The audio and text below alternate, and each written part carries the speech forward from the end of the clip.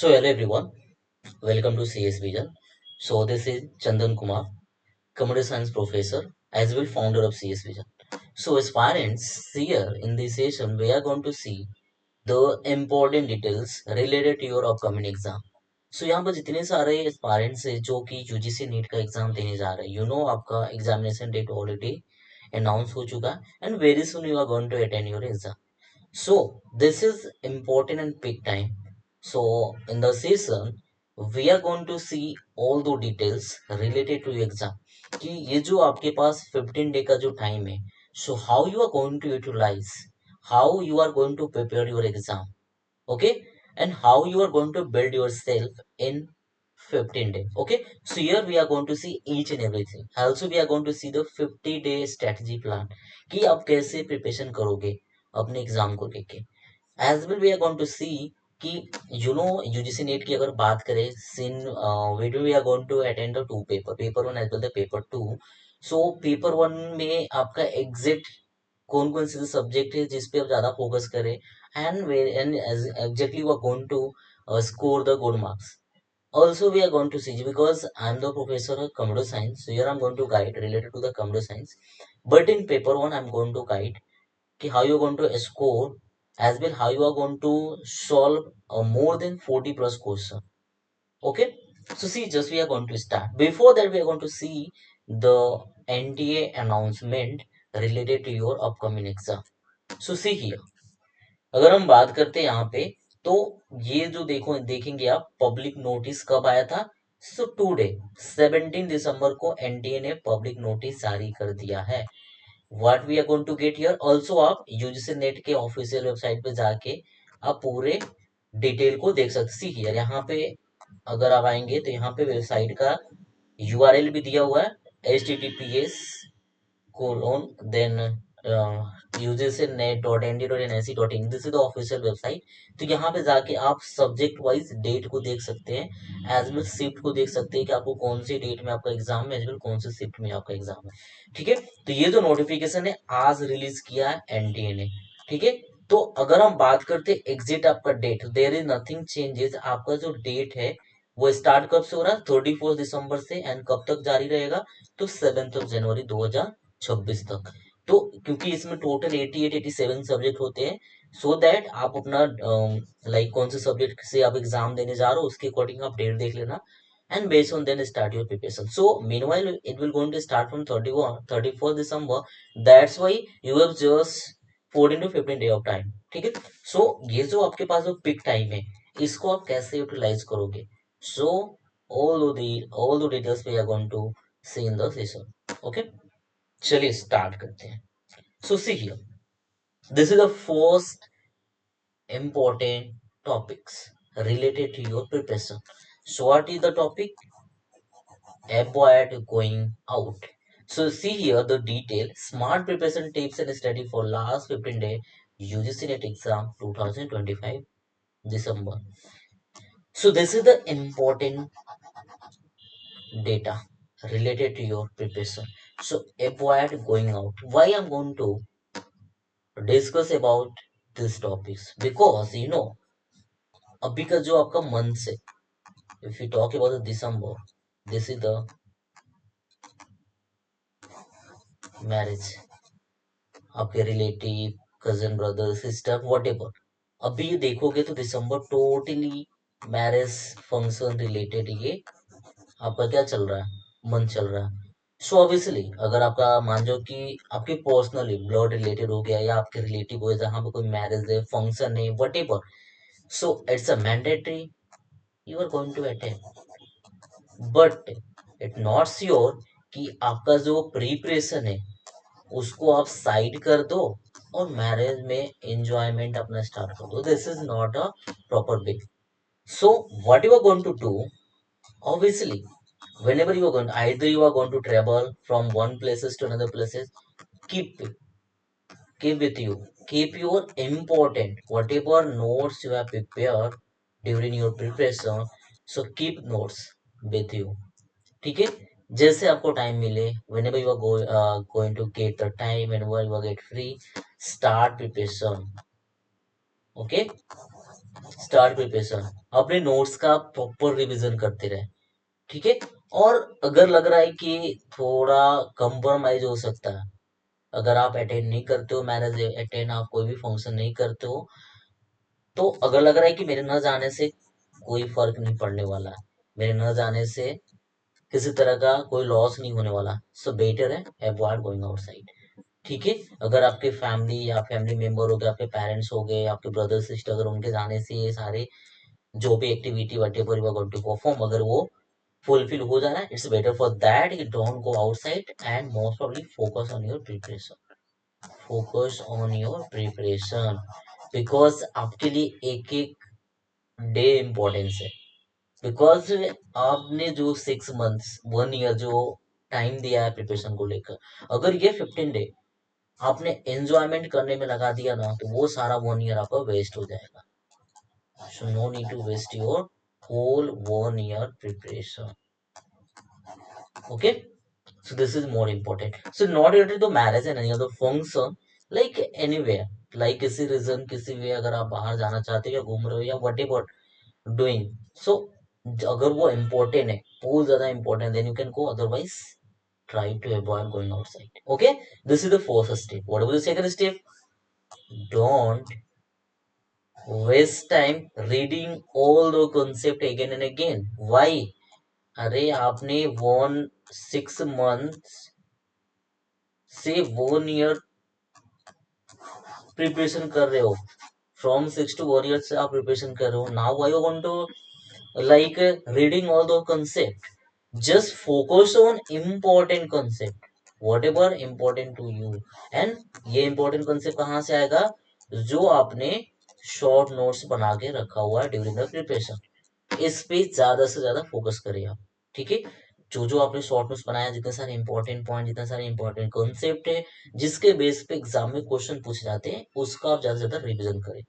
ऐसा नहीं कि आप पूरे एनडीए का सिलेबस लेके बैठ गए and you are going to start preparation, so you can't able to do all those. Okay, अगर आपका प्रिपरेशन मान जाओ कि 10% या 20, it means you are the beginner, you are the beginner in the sense कि आप फर्स्ट टाइम एग्जाम देने जा रहे हो, also don't do the same steps, don't waste your time reading the all the concept whatever you know, because देखो UGC NET क्या है, इसके अंदर जितने सारे सिलेबस है, if you talk about the paper 2, तो paper 2 is totally related to your core subject, जो आपने मास्टर डिग्री में कंप्लीट किया हुआ है, जिस सब्जेक्ट से आपने मास्टर डिग्री किया हुआ है, तो उसका अगर देखा जाए तो 60 to 80% जो आपका सिलेबस होता है totally based on the master.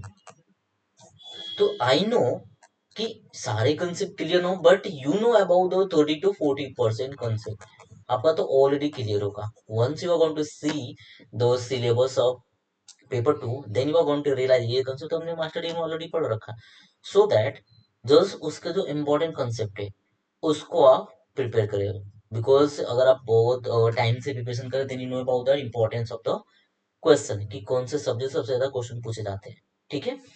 So that सारे के सारे कंसेप्ट पढ़ने की जरूरत नहीं है। This is the second step. What about the third step? Solve, as I told 100 times, solve paper and question bank. Now if I talk about the, now is time to solve the question paper, like previous year question paper, if you have the mock test, if you have the question bank, to try to paper those questions, okay, because reading, what I going to see, reading का time खत्म हो गया, now only for question bank, solve question bank, solve PYQ, solve mock test, so this is the important time.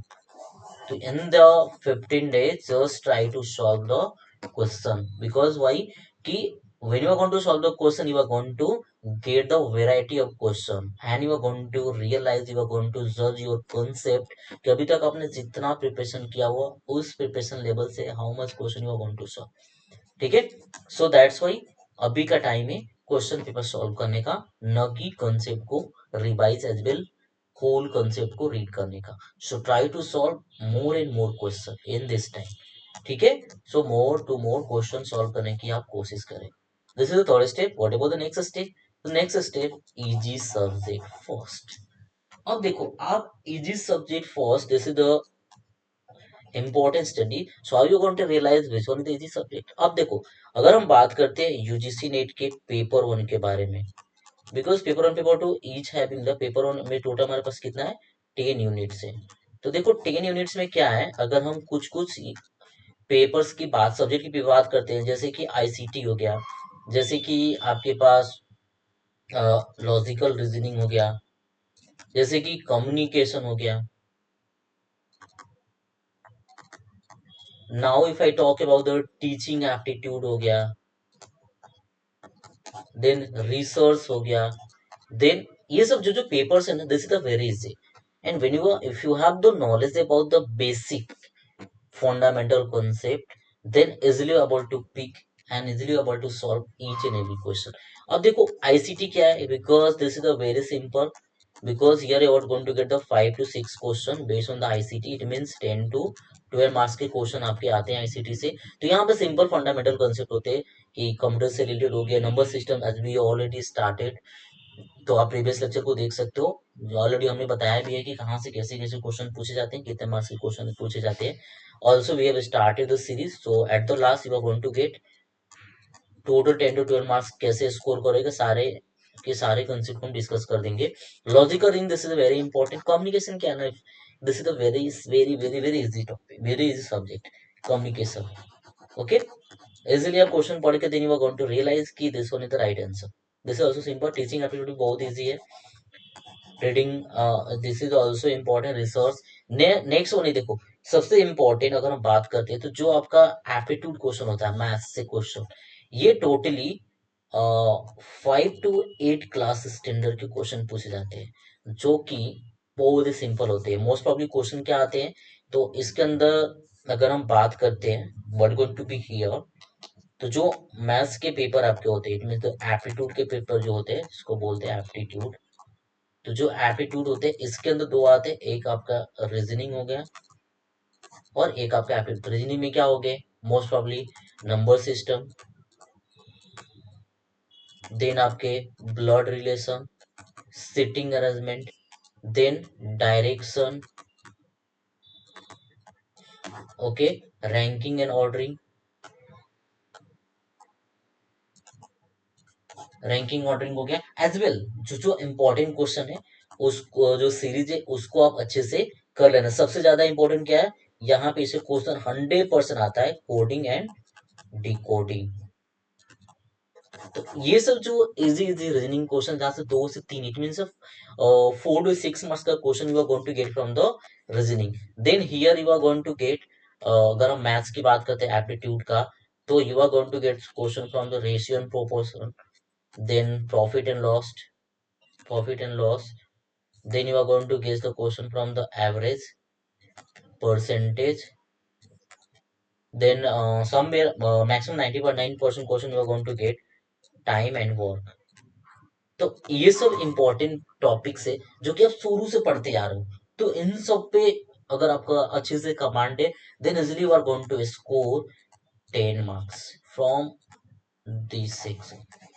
Okay, तो इसको अच्छे से आप कर लेना। इसका बेस्ट वे क्या है, एक मैं आपको साइट बताता हूँ। Just go on the site India Bix. India में this is the good site where you are going to solve maximum question based on all the topics. तो इससे जाओ और यहाँ से क्वेश्चन सॉल्व करो, देन उसी के स्टैंडर्ड को यहाँ पे इजी से लेके आपको हार्डेस्ट लेवल का क्वेश्चन होता है। तो मोस्ट प्रॉब्ली आपको ज्यादा नहीं जाना, मीडियम लेवल तक जाओगे, then easily you are going to cover each and everything. तो ये आपका मैथ्स एक हो गया, आईसीटी हो गया, आपका कम्युनिकेशन हो गया, टीचिंग एप्टीट्यूड हो गया, ये सब 5-6 जो सब्जेक्ट होते हैं, यहाँ से क्वेश्चन आप इजिली पिक कर सकते हो। ठीक है, तो ये सब इजी हो गया। तो इजी सब्जेक्ट को पहले पिक करो। सेम अगर हम पेपर 2 की बात करते हैं, तो ऑब्वियसली एज आई नो कि आपका अच्छा से प्रिपरेशन होगा पेपर 2 में, क्योंकि जैसे मैंने अभी बताया कि मास्टर जिस सब्जेक्ट आप करते हो उसी सब्जेक्ट का आपका पेपर 2 होता है, तो उसमें 60 to 70% क्या होता है, कंसेप्ट आपका पहले से क्लियर होता है मास्टर टाइम।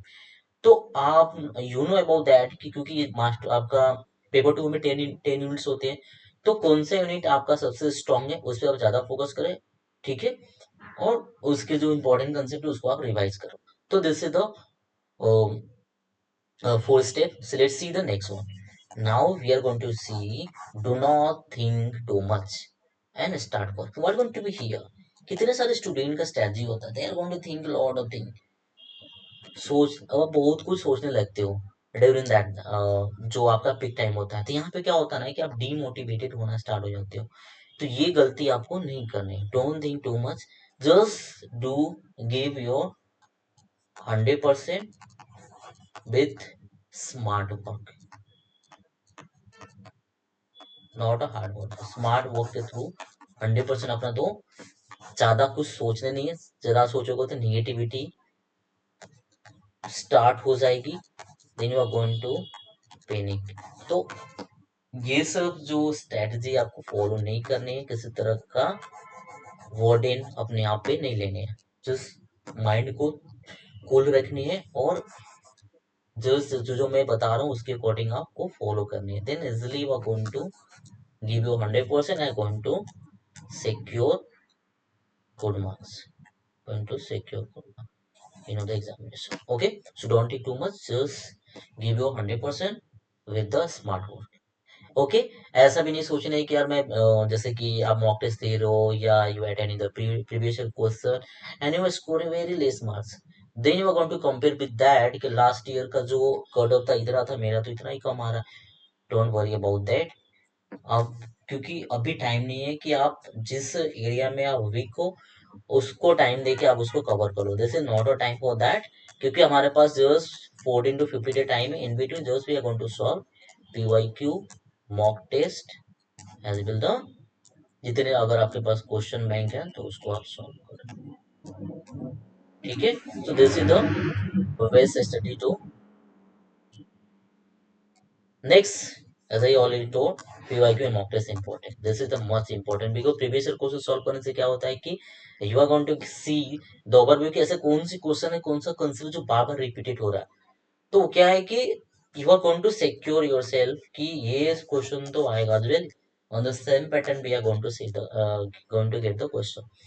तो प्रीवियस क्वेश्चन इंपॉर्टेंट है, मॉक टेस्ट इंपॉर्टेंट है। Why mock test? Like the subject wide हो गया, सब्जेक्ट वाइज आप मॉक टेस्ट लगा सकते हो, टॉपिक वाइज आप मॉक टेस्ट लगा सकते हो। तो इन सब पे फोकस करो, ठीक है, क्योंकि अभी आपको एंटायर सिलेबस को रीड करने का टाइम नहीं है। ठीक है, तो मॉक टेस्ट दो, प्रीवियस क्वेश्चन को सॉल्व करो एज वेल, जितना जितना ज्यादा हो क्वेश्चन आप सॉल्व करने की कोशिश करो। Next what going to be here, choose the right study material. अब देखो, this is the important concept because we have just 14 to 15 day time. तो ऐसा नहीं कि आप पूरे बुक को लेके बैठ गए, then you are going to get confuse कि किसको हम स्टार्ट करो, सोचने में ही आप आधा एक घंटा लगा दोगे। Then somewhere what going to be here कि आपने कोई बुक पढ़ा, कोई कंसेप्ट पढ़ा, देन पता चला कि यार इसे तो एक या दो क्वेश्चन नहीं आते हैं, और ये भी इट्स नॉट श्योर कि this time we are going to get और not. So why you are going to waste your time? Better choose the right study material. So what is the meaning of that? जो आपने notes बना के रखा है उसी को आपको फोकस करने हैं। तो शॉर्ट नोट्स जो आपके पास है, जो आपका जो हैंड रिटन नोट्स है, जो आपने खुद बना के रखा, उस पर आप ज्यादा फोकस करें।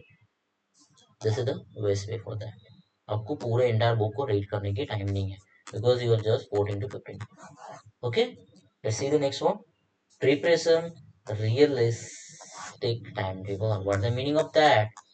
Because time, what the time? Because time is the more important for you. Because each and every one, all those aspirants, what I'm going to say here, all those aspirants are getting a 24 hour. सबके लिए same time है। So in the 24 hour, you are going to do each and every activities. So time table को आपको अच्छे से manage करनी है। ऐसा नहीं कि अभी आप 15 to 16 आवर देना स्टार्ट कर दिए, अभी ये 10 14 तो 14 to 15 डे में, और उससे पहले आप 6 आवर भी नहीं पढ़ते थे। तो यहाँ पे क्या होगा ना, आप डिस्टर्ब होना स्टार्ट हो जाओगे, निगेटिविटी आना स्टार्ट हो जाएगा। तो ये सब नहीं करनी है, आप एक प्रॉपर टाइम टेबल बनाओ। इसमें करना है क्या है, आपको शॉर्ट नोट्स जो है उसको आप रिवाइज करो। देन जैसे मैंने बताया कि मॉक टेस्ट आपको देने हैं, PYQ सॉल्व करने हैं, देन क्वेश्चन बैंक अगर आपके पास है तो टॉपिक वाइज सब्जेक्ट वाइज उसको आप सॉल्व करें। तो यही आपके पास प्रॉपर वे होना चाहिए, ठीक है। जितने सारे कैलकुलेशन बेस्ड क्वेश्चन है, जैसे कि मैंने बताया रीजनिंग हो गया, उससे क्वेश्चन जो आते हैं आपके एप्टीट्यूड से क्वेश्चन आते हैं, या आईसीटी में जैसे नंबर सिस्टम हो गया, इन सब से क्वेश्चन जो कि कैलकुलेशन बेस होते हैं, तो उसके लिए आप एक प्रॉपर टाइम बनाओ कि डेली मुझे एक एक आवर इसके रिलेटेड कंसेप्ट को लर्न करने हैं और क्वेश्चन को सॉल्व करने हैं। तो इस तरह प्रॉपर स्ट्रेटजी बनाए, प्रॉपर टाइम टेबल बनाए, और वो डेली जो आपका 14 to 15 डे है उसके अकॉर्डिंग यूटिलाइज करें, ठीक है। Next focus revision diligently. So revision important है, वही इंपॉर्टेंट बिकॉज ये जो क्रिटिकल आपके पास 50 डे है, तो इसमें प्रॉपर वे से आपको अच्छे से क्या करने हैं, रिवीजन करने हैं। Like revision in the sense of that you have the 20 subject है, including subject in including paper 1 plus paper 2, तो आपको दोनों को इक्वालिटी देने। Most problem try to focus on the paper 1, क्योंकि ये पेपर 1 सबके लिए न्यू होता है, पेपर 2 आपके कोर में रिलेटेड होता है। इट मीन्स मास्टर के जो सब्जेक्ट आप मास्टर किया उससे रिलेटेड होता है। दैट्स वाई यहाँ पे आपका पहले से 30 to 40 50% आपका प्रिपरेशन होता है, बट ये सबके लिए पेपर 1 न्यू होता है। तो मोस्ट प्रॉब्लम आप इस पे फोकस करें, और इसके अंदर जो जो इम्पोर्टेंट सब्जेक्ट है उस पे आप ज्यादा फोकस करें, क्योंकि पेपर 1 अगर 40 मतलब कि you are going to get the 80 marks. तो अगर 80 मार्क्स आपका पेपर 1 से आ गया, और यहाँ पे मान जाओ कि आपका 30 40% भी है, इट मीन्स अगर 50 क्वेश्चन भी सही हो गया, so you are getting the 100 marks. It means what going to be here you are going to get 180 marks. It means UGC NET तो क्वालिफाई हो गया, you are qualified UGC NET. So that आपको smart work करनी in the 15 day. Got it. Next what going to be take mock test and analyse your preparation. अब देखो यहाँ पे क्या है कि मॉक टेस्ट तो दे रहे हैं हम, but we don't know about our weakness, कि मॉक टेस्ट सिर्फ लगाने से नहीं काम चलेगा। आपको देखना पड़ेगा कि आप मॉक टेस्ट जो दे रहे हो उसमें कौन से सब्जेक्ट या कौन से कंसेप्ट है जहां से आप लैग कर रहे हो। So this one is more important to identify your weakness. तो अपने वीकनेस को पिक करो और ट्राई करो कि why we are going to get the less marks in the subject in the particular topics. तो अगर उसका आपका प्रिपरेशन अच्छे से नहीं है, अगर आपने उस पार्टिकुलर कॉन्सेप्ट को अच्छे से लर्न नहीं किया, सो अवॉइड इट। उस पर आपको फोकस करने की जरूरत नहीं है। जो आपका स्ट्रांग है उस पर आप फोकस करें। समय क्या होता है कि हमारा ये टॉपिक अच्छे से क्लियर होता है, ठीक है। हमारे पास क्या होता है कि हमारा जो टॉपिक्स है वो अच्छे से क्लियर होता है, लेकिन होता क्या है कि सपोजेड आप कुछ सिली मिस्टेक करते हो या कैलकुलेशन मिस्टेक हो गया, तो उसको आप अच्छे से एनालाइज करो कि हमारा वो क्वेश्चन रॉन्ग क्यों हुआ, हमने क्या मिस्टेक किया। तो नेक्स्ट टाइम जब आप मॉक टेस्ट हो तो वो मिस्टेक नहीं होनी चाहिए, ठीक है। और क्योंकि उसको एनालिसिस करना this is the most important. Analysis से क्या होता है कि you are going to learn some concept also, ठीक है। Next what going to be here, take enough study break and keep your focus level in. So what going to be here, ऐसा नहीं कि आप 10 घंटा का स्ट्रेटजी बना रहे हो तो कंटिन्यूअसली 5 to 6 आवर बैठे हो, no one going to see like that. आप बीमार पड़ सकते हो, डिफरेंट डिफरेंट तरह की प्रॉब्लम क्रिएट हो सकती है। तो आपको ब्रेक लेना कंपल्सरी है। जैसे कि मान लो कि आपने 45 मिनट्स पढ़ा, तो इसमें आप 5 मिनट का ब्रेक ले लो, फिर बैठो 1 आवर, फिर इसमें 10 मिनट का ब्रेक ले लो, टी ब्रेक हो गया या power break, whatever you are going to take. तो ब्रेक इंपॉर्टेंट से क्या होता है, माइंड शार्प होता है। देन जो आपने, जैसे मान लो आपने 1 घंटा पढ़ा, उसमें जो कंसेप्ट में लर्न किया, अगर आप उसको कंटिन्यूसली लर्न करोगे तो you can't able to get anything for that. So better 1 hour पढ़ा आपने, फिर 10 मिनट ब्रेक लिया, चाहे आप टी ब्रेक ले लो, कॉफी ले लो, वट एवर यू वांट, उसके बाद फिर स्टार्ट करो। And before starting the new concept, first recall your previous concept, then go together. So this is the best way to realize and the best way to अपने mind को अच्छे से sharp कर सकते हो। Next one, prepare precise revision notes. जैसे मैंने बताया कि जो भी आपने शॉर्ट नोट्स बनाया है, ठीक है, जो भी आपके पास हैंड रिटेन, जो भी आपका हैंड रिटेन नोट्स है इसी पे ज्यादा फोकस करना है, ना कि कोई भी नया concept books whatever you are going to read, तो same you are going to follow your notes for education. ठीक है, stay motivated, this is more important. ऐसा नहीं कि देख रहे हो मेरा दोस्त का मार्क्स तो 20, जो मेरा फ्रेंड है दोस्त है उसका मार्क्स तो 210 प्लस आ रहा है, मेरा 140 40 ही आ रहा है, 150 ही आ रहा है, तो ये इसका मतलब ये नहीं कि आपका 140 से 50 आ रहा है एंड दोस्त का 210 आ रहा है। तो देखो हो सकता है आपका दोस्त बताए कि मेरा 210 आ रहा है, तुम्हारा 140 150 आ रहा है, क्या पता आप देख थोड़ी रहे हो ये टेस्ट कैसे दे रहा है, हो सकता है गूगल कर रहा हो, ये क्वेश्चन को कहीं से सर्च करके आंसर मार रहा हो, कुछ भी कर रहा हो। So don't worry for that, आप अपने प्रिपरेशन पे फोकस करो।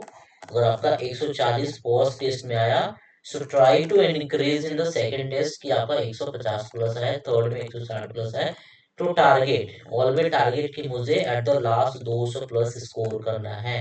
बिकॉज आपका टारगेट अगर सीआरएफ है तो नेट तो कोई नहीं रोकेगा, इसलिए होगा टू अगर अच्छा प्रिपरेशन सीआरएफ भी हो। ठीक है, तो मोटिवेटेड रहना है, डीमोटिवेट नहीं होनी है। डू नॉट स्ट्रेस, किसी तरह का स्ट्रेस नहीं लेनी है।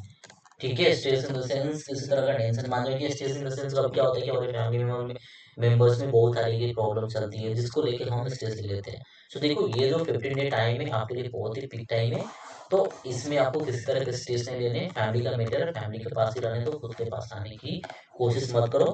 15 डे बाद जब आपका एग्जाम हो जाएगा तो आप जितना स्ट्रेस लेना जितना टेंशन लेना लेते रहो, बट अभी स्ट्रेस भी लो।